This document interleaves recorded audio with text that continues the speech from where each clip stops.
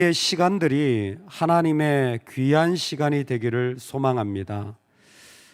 지난 시간을 돌아보고 또 앞으로 살아갈 시간을 우리가 계획할 때 여러분 우리 안에 하나님의 것들이 이루어지는 복이 있기를 간절히 소망합니다. 아멘. 성전은 성막의 사이즈가 4배였어요. 성막의 4배가 성전이었습니다. 그런데 그 성전의 한 4배, 정확하게는 한 4.2배 정도가 바로 솔로몬 왕궁이 되어져요. 좀 기억하기 좋죠? 성막의 4배가 성전, 그 성전의 한 4배 조금 더 큰 게 바로 왕궁이 되어집니다. 왕궁은 기본적으로 5개의 섹션으로 나누어져 있는 것 같습니다. 첫 번째는 레바논의 수풀궁이라는 것이 있고, 기본적인 주랑이 있고, 그리고 옥자실, 재판하는 곳이 있고, 자신이 거하는 궁이 있고, 그리고 8절에 보면 바로의 딸을 위하여 지은 궁도 존재한 것 같습니다. 금방 구성만 봐도 바로의 딸이 얼마나 영향력 있었는지를 시대적으로 우리가 구별할 수 있을 것 같고, 또 하나가 궁 이름이 레바논의 수풀궁이에요. 레바논의 수풀이라는 게 뭐냐면 백향목입니다. 사실 성전을 짓는데도 백향목을 상당히 많이 썼어요. 근데 이 왕궁을 짓는 데는 그냥 백향목이 그냥 나무 조각처럼, 그냥 각기목처럼 그냥 굴러다닐 정도로 온 사방이 다 백향목으로 사용했습니다. 열왕기상 10장을 보면 오죽하면 그 귀한 백향목을 창고, 그러니까 그릇 보관하는데도 전부 다 백향목으로 지을 정도예요. 그러니까 사람들이 이름을 붙인 거죠. 레바논의 수풀궁이다. 완전히 그냥 백향목을 갖다 심은 것과 같은 그런 화려함을 가지고 있다는 것입니다.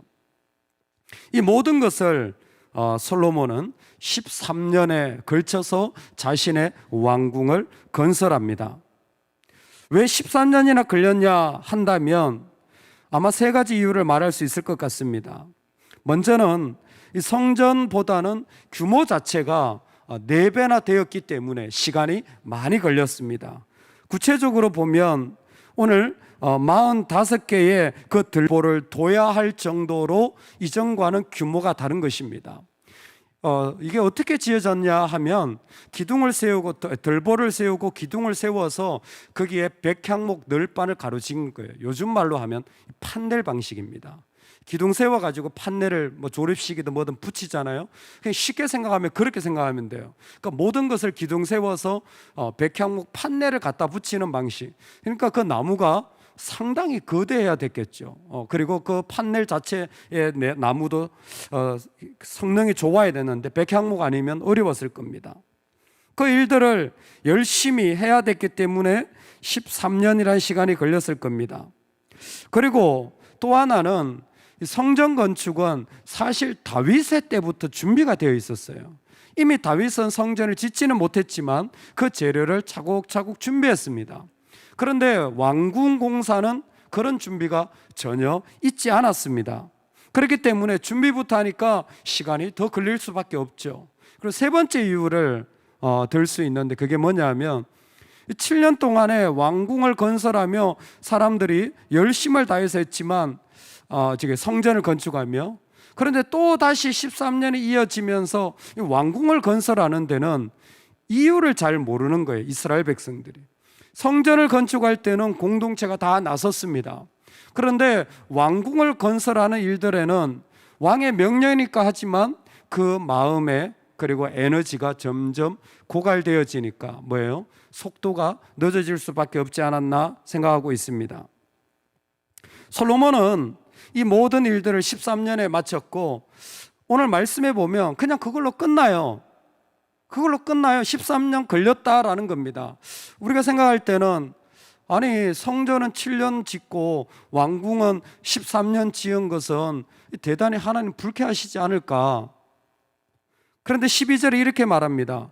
또 큰 뜰 주위에는 다듬은 돌 3켜와 백향목 두꺼운 판자 1켜를 놓았으니 마치 여호와의 성전 안뜰과 주랑에 놓은 것 같더라. 아멘. 즉 성전에 사용했던 것이나 자신의 왕궁을 사용한 것이나 지금 같았다라는 것입니다. 이게 성경에 하나님의 지금 말씀하시는 때인 거예요. 저는 이 부분을 통하여서 아직까지 솔로몬이 그렇게 타락한 것은 아닌 것 같다. 진짜 솔로몬이 타락한 것은 열왕기를 조금 더 읽어보면 그 많은 부를 자신을 위하여, 자신의 쾌락을 위하여 사용했던 거죠. 대표적인 것이 1000명의 부인을 두는 거죠. 3000명의 부인을 두고 살아가는 것. 어쨌든 지금 하나님은 여호와의 성전 안뜰과 주랑에 놓은 것 같더라라는 것처럼 성전을 지은 것이나 13년에 걸쳐 왕궁을 지은 것들이 참 같은 모습으로 거기에 사용되어졌다라는 것입니다. 이것은 재료만이 아니라 솔로몬이 성전을 지을 때의 그 마음을 그렇게 잃어버리지 않고 여전히 자신의 집을 짓는데도 그 마음을 이어가고 있다라는 것입니다. 제가 직접 들었는데 어떤 노회에서 장로님이 이제 고시를 치고 교회에서 투표를 하고 그 다음에 훈련을 하고 저희는 기본적으로 법으로 이렇게 훈련을 받는 기간을 정해놨습니다. 임직자들도 그렇고 기본적인 훈련을 받으셔야 돼요. 그리고 나서 노회에서 이제 시험을 치잖아요. 시험을 치고 그다음 면접을 합니다. 면접을 하는데 거기에는 부인도 같이 면접에 오라 그런 거예요. 그래서 뭐 부인이 면접 볼 건 없는데 마지막에 부인한테 질문을 이렇게 한대요. 남편이신 이제 후보자에게 뭐 질문을 하고 나서 부인 권사님에게 질문했답니다. 권사님은 생각하시기에 이 장로 후보자로 서신 집사님이 장로 되시기에 괜찮은 것 같습니까? 동의하십니까? 이렇게 질문한 거예요. 그때는 부인이 안 했으면 좋겠습니다. 그렇게 대답했대요. 부인이 안 했으면 좋겠습니다. 그래서 이유를 물어봐야 돼요. 왜 안 했으면 좋겠습니까? 그랬더니 이 사람이 집에 있을 때랑 교회에 있을 때랑 다르다고. 교회에서는 섬기는 것 같은데 집에서는 믿음으로 하는 게 없어요. 그래서 이런 사람은 교회 장로가 안 됐으면 좋겠다고. 결국 이게 다 드러날 거라고. 실제 일어나가지고 그래서 그분이 떨어졌대요. 어떻게 목사님들 붙여줄 수가 없잖아요. 부인이 이건 아닌 것 같다고 얘기하는데 집에서 믿는 모습이 없대요. 그래서 붙여줄 수가 없대. 주님만큼이나 무서운 사람들이 부인들이에요. 그분 떨어졌대요. 창피해가지고 그 다음부터는 자기가 안 한다고, 못 하겠다고.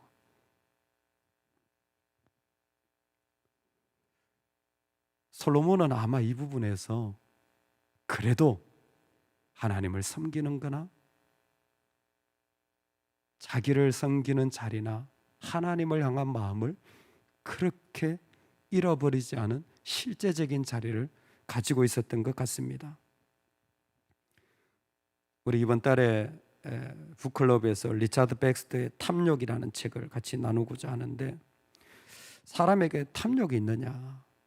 13년 동안 왕궁을 지었는데 이게 탐욕이냐? 좀 물어봐야 될 것 같아요. 우리 인생을 내 욕심으로 살아가는가? 근데 리차드 백스터가 여러 가지 질문하는데 그게 몇 가지가 있어요. 왜 저 사람한테는 밥을 사주면서 나한테는 안 사주지? 저 사람한테는 저렇게 해주면서 왜 나한테는 안 해주지? 하면 그 사람 탐욕적인 사람이라. 그 사람 탐욕적인 사람이라. 저 사람한테는 저렇게 환대를 베풀어 주는데 왜 나한테는 환대를 안 베풀어 주지라고 생각이 든다면 그 생각을 가진 사람이 탐욕적인 사람이라는. 참 너무 깜짝 놀랄 만한 그런 도전 아닙니까? 그리고 거기에 이런 설명을 덧붙였습니다. 우리가 가지고 있는 것이 내 육체를 충족시키고 후손에게 주지만 하나님과 하나님의 종들을 위하여는 거의 사용되어지지 않았다면 그 사람은 세상적인 탐욕을 가진 자다. 여러분, 우리의 13년에게 물어봐야 할 것 같습니다. 우리 13년에게 우리 한번 정말 정직하게 물어봐야 할 것 같아요. 5장 6절에 있었던 내가 여호와의 이름을 위하여라고 고백했던 솔로몬의 이 고백이 하나님 보실 때 지금 솔로몬에게 13년이나 왕궁을 지었지만 여전히 그의 마음에는 하나님의 이름을 위한 마음으로 살아가는 그 고백이 살아있는 것 같다라고 말씀하시는 것 같습니다.